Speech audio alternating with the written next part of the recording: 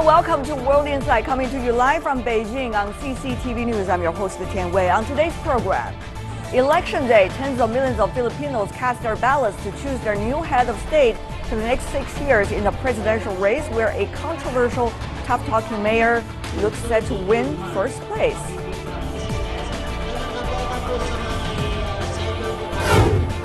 And a vow of restraint, apparently. DPRK leader Kim Jong-un pledges to normalize ties with its enemies and hold off on using nuclear weapons as the country announces its new 5-year plan. And we begin today's show in the Philippines, where tens of millions head to the polls to choose the country's new president. 5 candidates are in the race this time. More than half of the country's 100 million people registered to vote. Polls have concluded that partial tallies suggest that Davao City Mayor Rodrigo Duterte has a strong lead based on 63% of the total counted. Duterte has over 11 million votes, as 2/3 of the votes, nearly double the nearest rival Senator Grace Poe and the administration candidates Mar Rora in third. Before we go to our in-depth discussion, let's take a look at the brief introduction of the 5 presidential candidates and how their campaigns have been going on. 71-year-old Rodrigo Duterte has support from the poor and the backing of business. He says he'll crack down on crime and corruption, 2 things hurting investment in the Philippines. Duterte, a longtime politician, points to his 22-year stint as a mayor. Davao is considered one of the safest cities in the Philippines. But human rights organizations say Duterte has used vigilante groups to murder suspected criminals. He said he'll do the same if he becomes president, raising fears he might become a dictator if he wins. But everybody's out. I'm the only one left. That's okay, right? Several reports have likened Duterte's style of campaigning to another candidate running for U.S. president on the other side of the world, presumptive Republican nominee Donald Trump. And like Trump, he's presented himself as an outsider who can challenge the status quo. He has become the symbol of frustration, maybe even desperation, of those who had put their trust and hope on the elite in this country, particularly the Aquino family. Rival Senator Grace Poe is running second in the polls, despite her limited national government experience. The adopted daughter of a famous Filipino actor, her appeal comes from a track record for avoiding scandals. Many consider Poe pro-business and good for the economy. She said that she wants the Philippines to join the Trans-Pacific Partnership. Well, Grace Poe represents maybe the legal or the what you call the lady version of Duterte, in the sense that she is also seen as an agent of change. When she had this slogan, "No one is to be left behind," it was partly a critic of the Daang Matuwid, the administration program. President Aquino's choice to succeed him, former Interior Secretary Mar Rojas, is a distant third. And unlike Duterte and Poe, he comes from one of the country's oldest political dynasties. His grandfather was actually the first president of the Philippines. He's also considered pro-business because he began his career as an investment banker in New York. Rojas has said that he will build on President Aquino's economic successes and create more jobs at home so Filipinos don't have to go abroad. Current Vice President Jejomar Binay and another Senator, Miriam Defensor Santiago, round out the top 5. Duterte supporters believe the vote will be a formality and he'll become the next president. But if the past few elections are a guide, this year's version could be just as unpredictable. Ahmad Klu, CCTV. And for more on the Philippine elections, we're joined here in our Beijing studio by Mr. Ye Hailing, who is a researcher at the China Institute of Integrity at the Chinese Academy of Social Sciences. Welcome, sir. Meanwhile, in Singapore, we are joined by Mr. Lim Tam Wei, who is an executive research fellow at the National University of Singapore. And also joining us over the phone, we're having in Manila, in the Philippines, Ms. Clarita Carlos, who is a professor of political science at the University of the Philippines. Welcome to all of you. Let me go to Professor Carlos first on the phone. Very briefly, a few questions for you, Professor Carlos. What do you think could be the front winner? And what do you think really, the Filipinos' perspective, the issue for the election? Well, I guess if you listen to the surveys, then the frontliner would be the mayor of Davao, Rodrigo Duterte. I think the main issue at hand is that people are tired of the ineptitude of the present government and would like to see results. And this person has promised law and order so economic activity can happen. And he has promised the most pragmatic position in regard to China.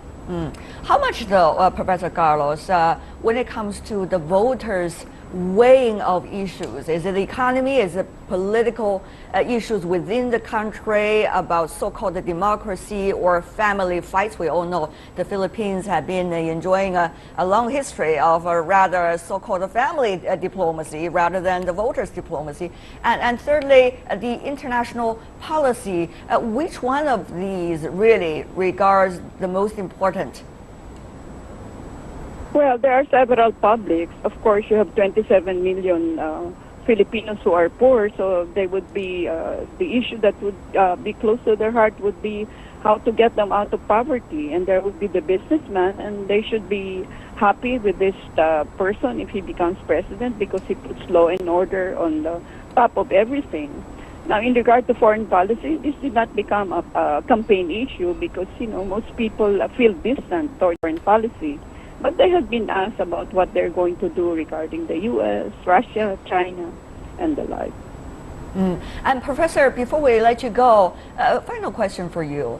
What about some of the most important issues facing the Philippines? Many consider Philippines as a democracy, but we all know, as I mentioned earlier, there have been members of a few families that are actually being in the office of the presidency for quite some time. What do common voters make of this?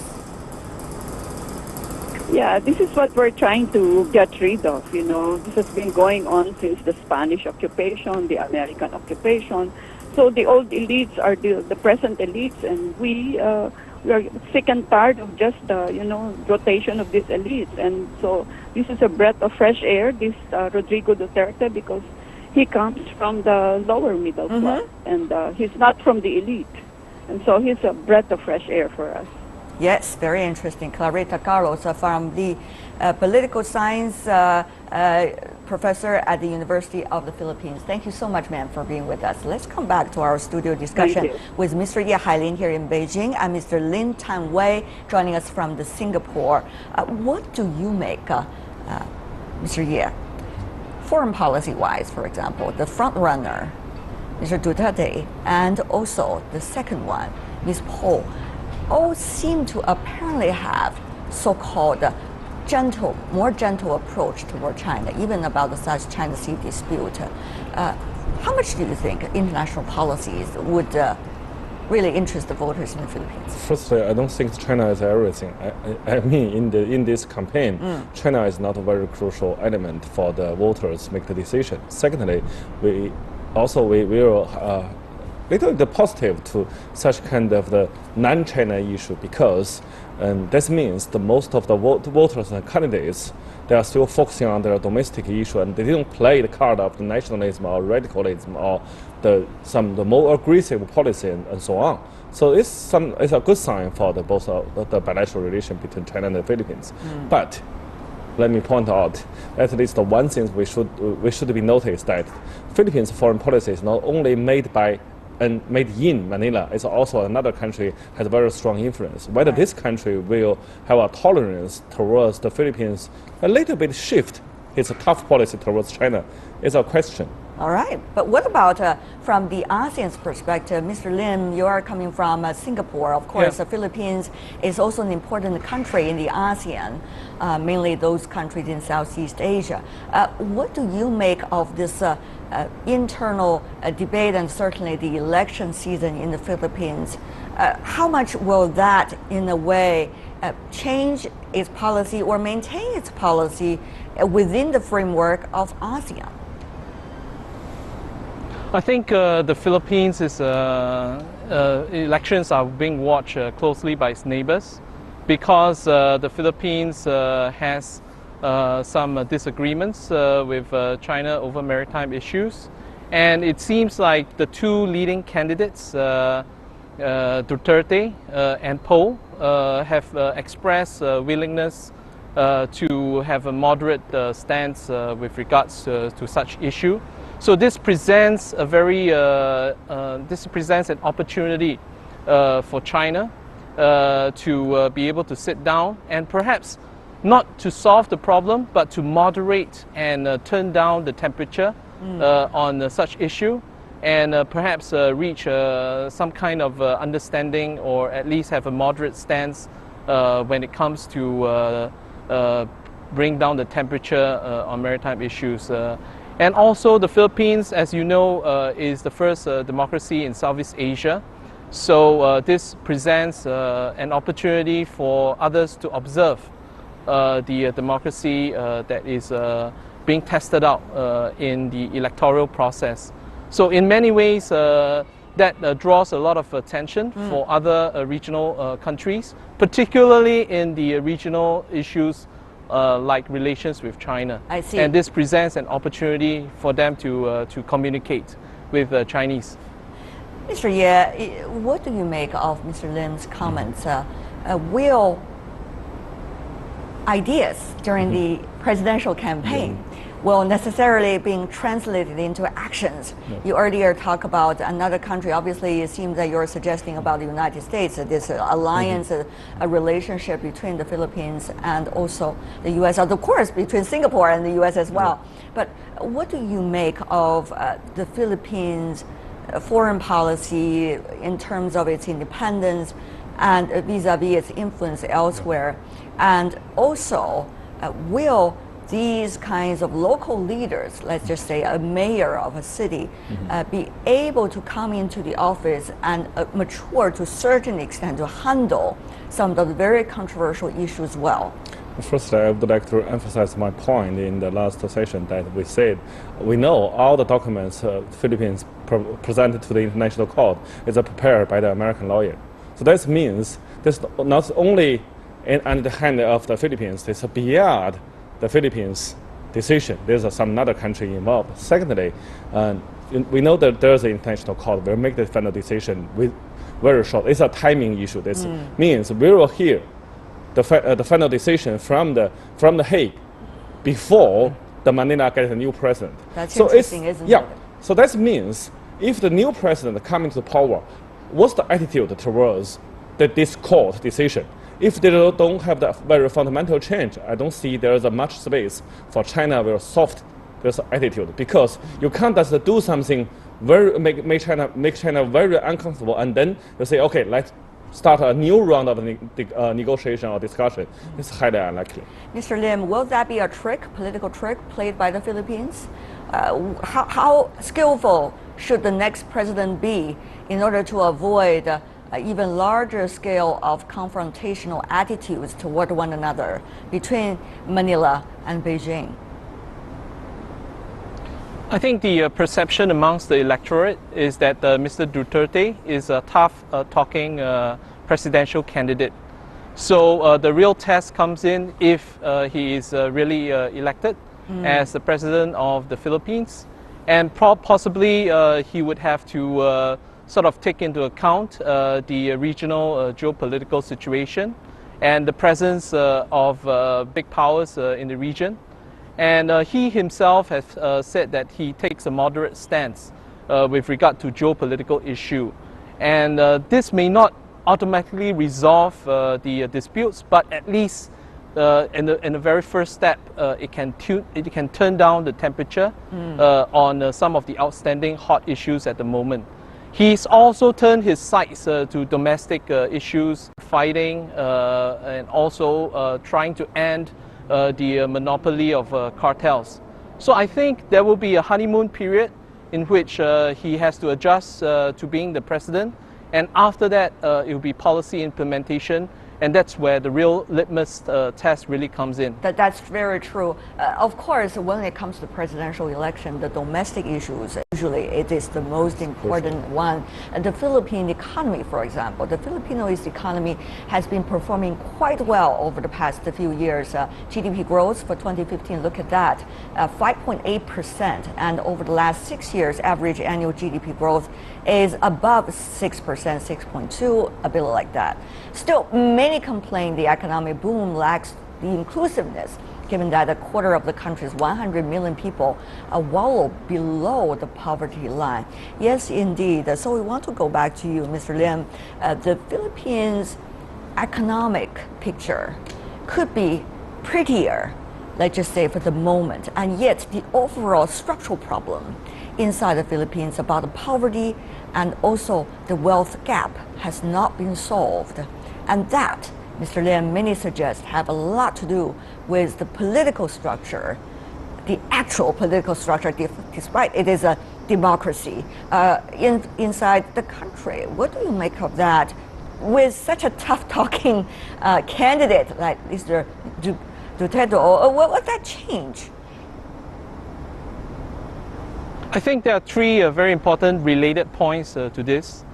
Point number one, Philippines has advantage, something working for it. It's a young nation demographically. It has a young population. And so this is an advantage because it can, if they angle their economic policies correctly, they can have demographic dividends from having young workers and a young workforce. Secondly, I think very importantly for the perception amongst people that Mr. Duterte, as a tough-talking politician, will be able to clean up and also put structural reforms in place. And people tend to point out to his record in Davos, the city that he used to manage, and how he has turned the city around in terms of crime rate, and also in terms of developmental potential. And so people have the perception that if elected as the president, he will be able to sort of implement this nationwide. And as you have pointed out, in the past few years, it has done something correctly and account for the fast growth that it has experienced. And so Mr. Duterte may want to retain some of the successful ingredients and elements of those economic fast growth. So with these 3 points in mind, if he's able to implement the policies and also be able to have the political legitimacy, such structural reforms, it may be possible that he can contribute economically.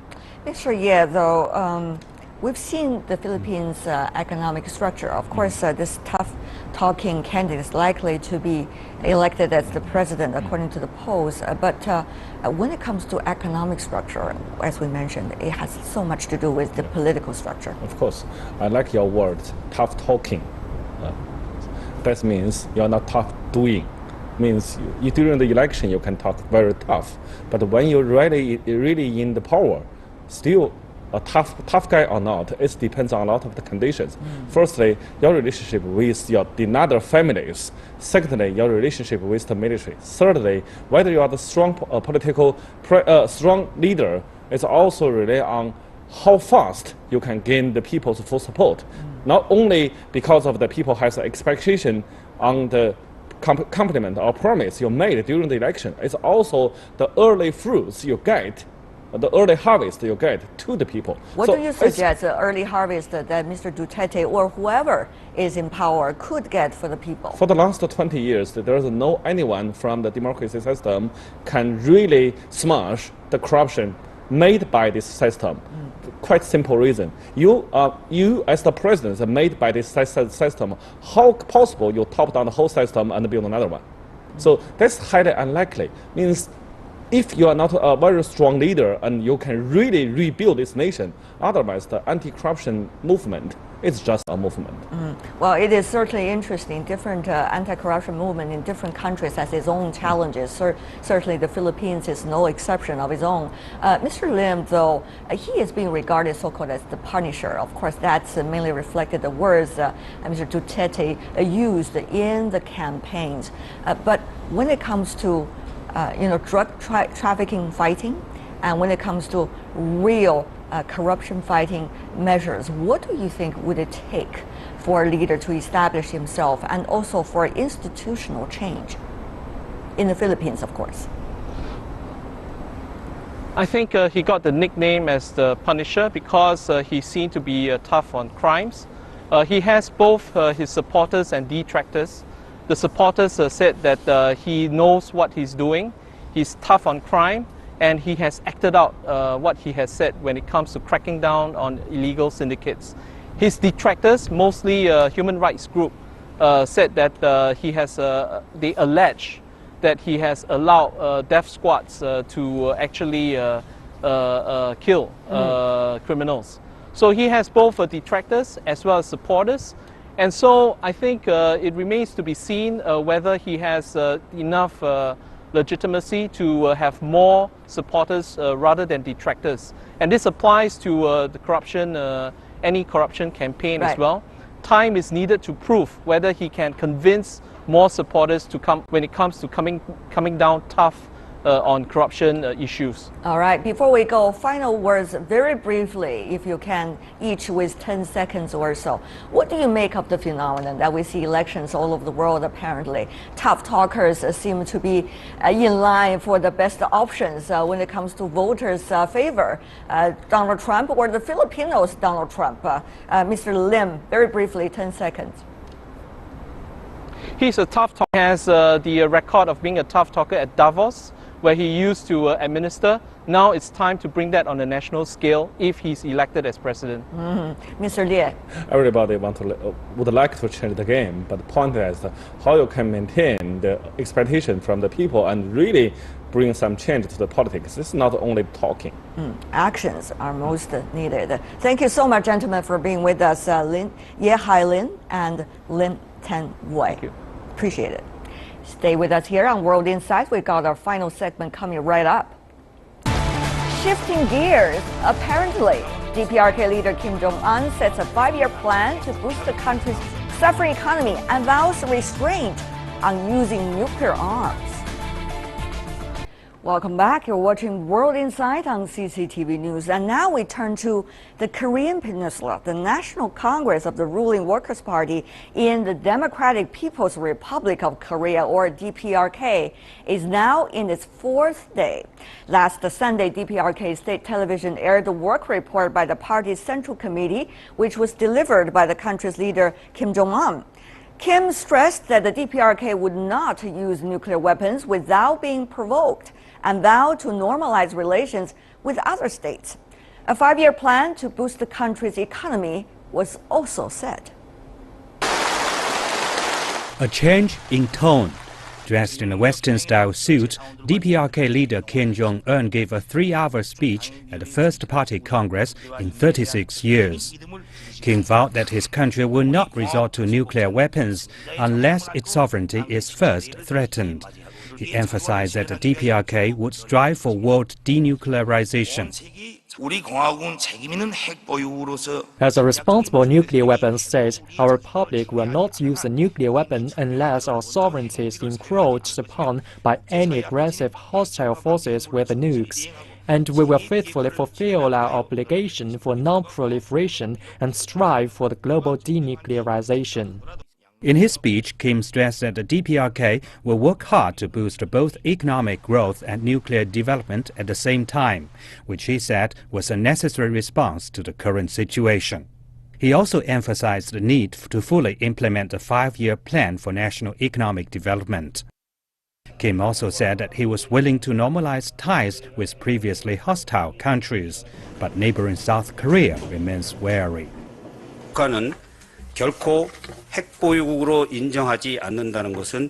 Our stance, along with that of the international community, is consistent in that we will not accept DPRK as a nuclear state. The government will continue to put forth efforts to make DPRK give up its nuclear program through imposing tough sanctions and pressure. South Korea and the United States are set to step up pressure on the DPRK. South Korea said Seoul and Washington will stand with the international community in sending strong messages to deter the DPRK from more nuclear tests and provocations. While it's unclear when the meetings will end, there's little doubt that the impact of Pyongyang's decisions reverberates far beyond its national borders. For more on the Party Congress in the DPRK or North Korea, we're joined here in our Beijing studio, Mr. Zhao Tong, an associate in the Carnegie's nuclear policy based at the Carnegie Tsinghua Center for Global Policy here in Beijing. Welcome, sir. Meanwhile, joining us in Seoul, South Korea, we're having Mr. Lee Taiwan, who is the director of the Center for China Studies at the Sejong Institute, and he's also a member of the Inter-Korean Relations Development Committee. And joining us in Washington, D.C. in the U.S., we're having Mr. Dario Kimball. Dr. Kimball is the executive director of the Arms Control Association. Gentlemen, welcome to the three of you. At the very beginning of our show, I would like to play the specific quote for you, the speech contained in the Chairman Kim's speech given to the National People's Congress. Usually have anti-Western rhetorics, but this time he's showing certain kinds of warmth to the world. He had never demonstrated that well in the past. Let's take a look at this.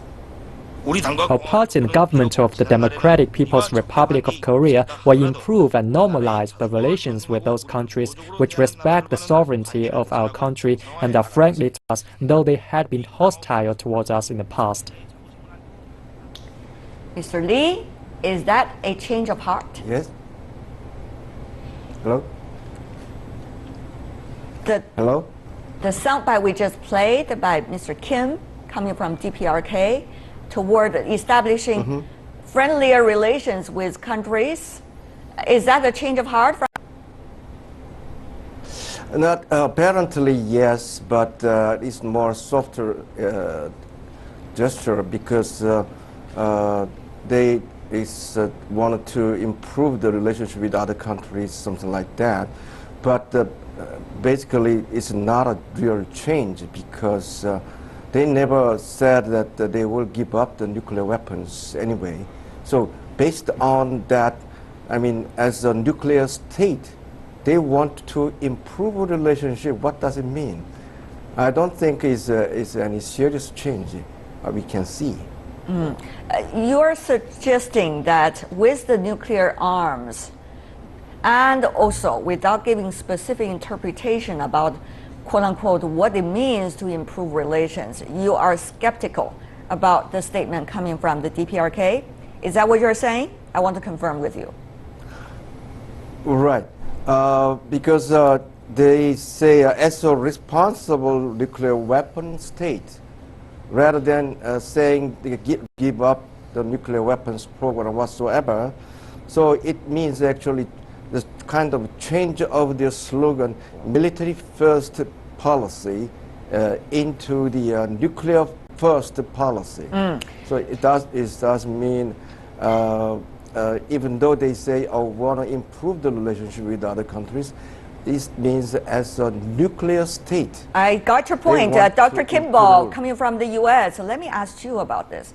Is this specific statement coming from DPRK an indication of its eternal goal, which is to improving relations with other countries as a nuclear state, or a tactic coming from Pyongyang for others to accept it as a nuclear state? Well, I think it's clear that Kim Jong-un is trying to rationalize and justify North Korea's nuclear weapons testing, its missile testing, its military programs to the North Korean people. We have to remember the primary purpose of this Congress is to consolidate Mr. Kim's power inside of North Korea. So the statements that we're hearing from him, from the Party Congress, in my view, are consistent with what the North Koreans have been saying over the past 3 or 4 years. They are arguing that we will not denuclearize unless other countries join us in that denuclearization process, and we want normal relations with the United States and South Korea, but only if you recognize our nuclear weapons. So to me, these are not reassuring words. This is a repetition of the previous positions, and it remains in our interest, the United States, China, other countries in the region, to seek a dialogue with the North to resolve some of these ambiguities and to find a way to restrain North Korea's programs, its nuclear and missile programs, which are increasingly capable and could change the balance in the region, the security balance. Dr. Kimball, you used the word to clarify together with the DPRK by the countries that you just mentioned. But what is that process of clarification be like to your eyes? Would that mean discussion, dialogue, whether it is the so-called second level or the first level? What kind of mechanism do you think that can be used to clarify those words? Well, I think the United States and China need to explore every diplomatic channel available to resolve the very difficult differences with the North about its nuclear and missile programs. We've seen over the past 2 or 3 decades, the only effective way to restrain the North's programs is through dialogue, through a diplomatic agreement, backed with the threat of, if not the application of, strong international sanctions. So this process needs to begin very soon. I think the long-term goal for China, the United States, must be the denuclearization of the North. But the first step, it's very important, is to, first of all, freeze the North's ongoing progress with nuclear and missile testing. They are on the verge of being able to deliver a nuclear warhead on missiles throughout the region. Mr. Zhao, here in Beijing, is it realistic to have the task that Mr. Kimball just mentioned, to freeze the further development of the nuclear weapons program inside the DPRK, given the fact that the country is pretty much cut off from the rest of the world? Even though there has been statement being made by its top leader, but it seems if others do not react in ways that the other side accepts as signals of improvement, could that happen? I think North Korea has always wanted to improve relations with the West. Previously it was forced to trust political promises by the West of non-attack against the North.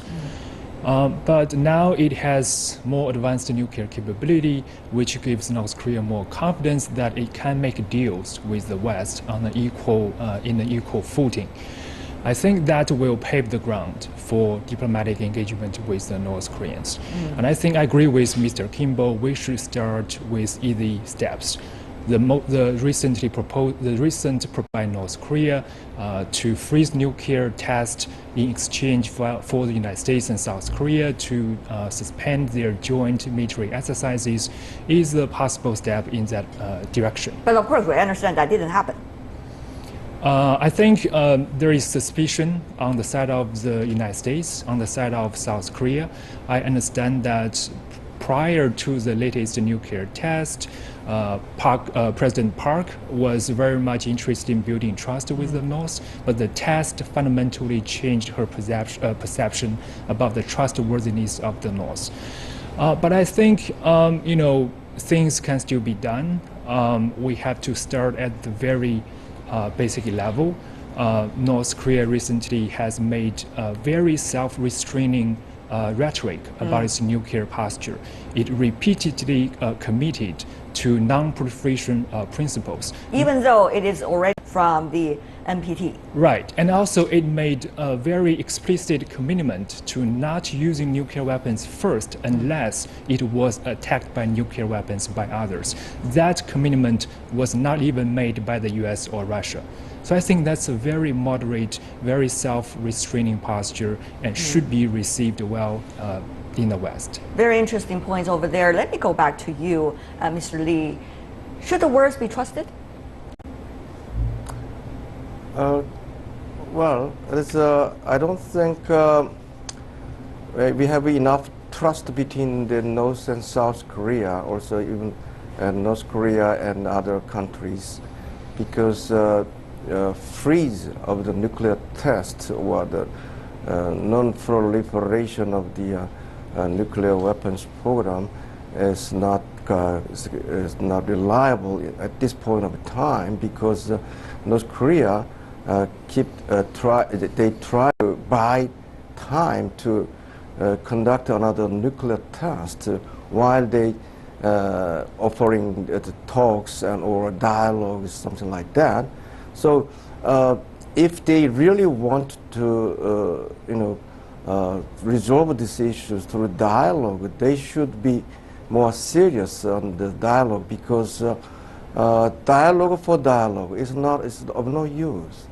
I think it should be able to show their intention of giving up a nuclear weapons program by inviting IAEA inspection, something like that, as the Iranian case showed. Well, and so in that case, actually, we could start a very serious dialogue. But Mr. Lee, we have to understand one thing. That is, the DPRK already got nuclear weapons to begin with at this moment.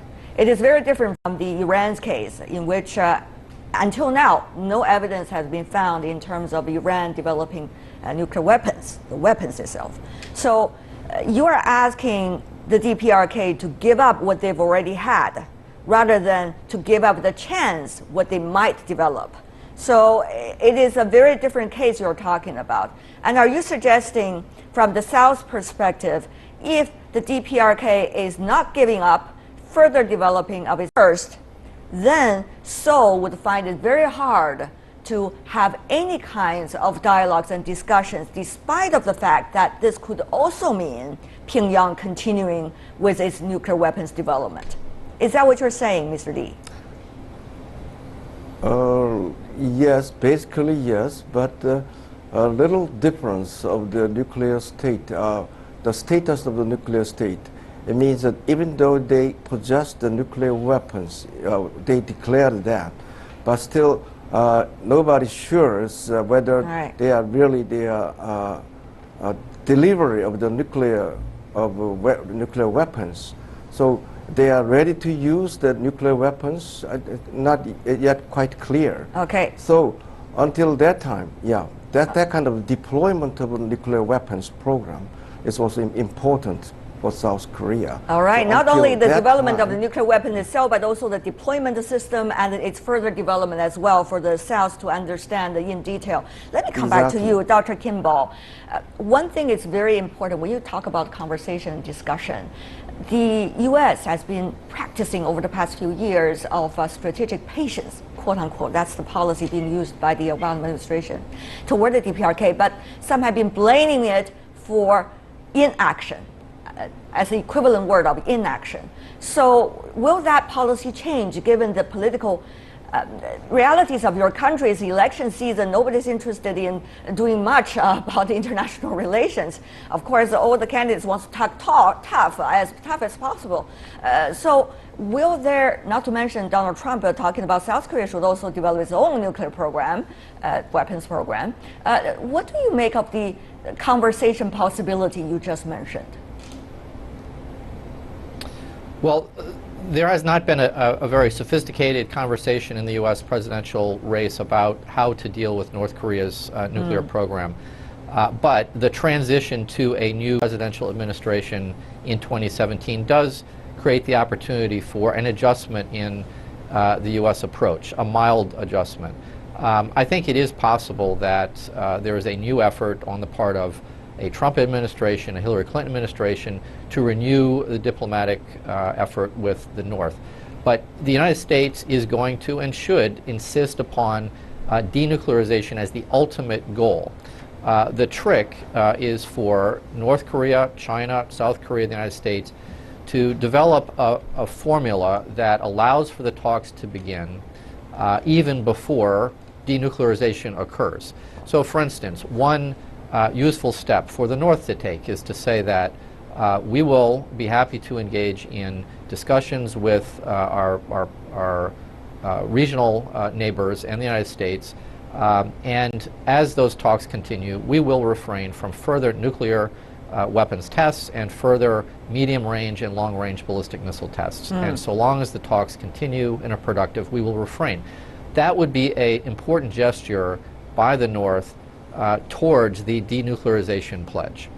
The U.S. and others might offer other forms of restraint and good faith as those talks occur. So it is that kind of formula that's going to be important in the days ahead. Very interesting what have you just mentioned, the suggestions, Mr. Kimball. I don't know how mainstream those opinions are inside your capital, but for now I would like to go back to Mr. Zhao.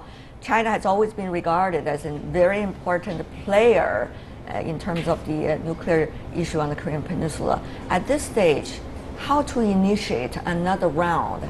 China suggests about mutual reassurance with the peace treaty and also the denuclearization. Will that be part of the overall structure in which also Dr. Kimball seemed to suggest as well? I think the peace treaty has to be an element in the final solution. But peace treaty has to be negotiated simultaneously with a treaty that can make sure that North Korea will fundamentally and ultimately dismantle its nuclear weapons in a verifiable manner. So we have to focus in near-term solutions and agree with Mr. Kimball that we should look at, near-term quid pro quo deals with North Korea at this moment. Fascinating topic, and certainly the speech does give us more momentum to think about the road ahead. Thank you so much, gentlemen, for being with us. Every one of you has your own perspective, all understand very well, and certainly that's where the discussion can begin with. Thank you so much, Zhao Tong, Li Taihuan, and Daryl Kimball. Appreciate it, gentlemen, for being with us. Thank you. That is all the time we have for today. If you'd like to see more of a program, visit our website. Just type in World Inside CCTV News into your search engine. You'll be able to find us. Or you can also check out our YouTube channel. From me, Tian Wei, and everyone at the World Inside team, thanks for watching, and tune in again tomorrow for more insights from across China, around the world. Good night.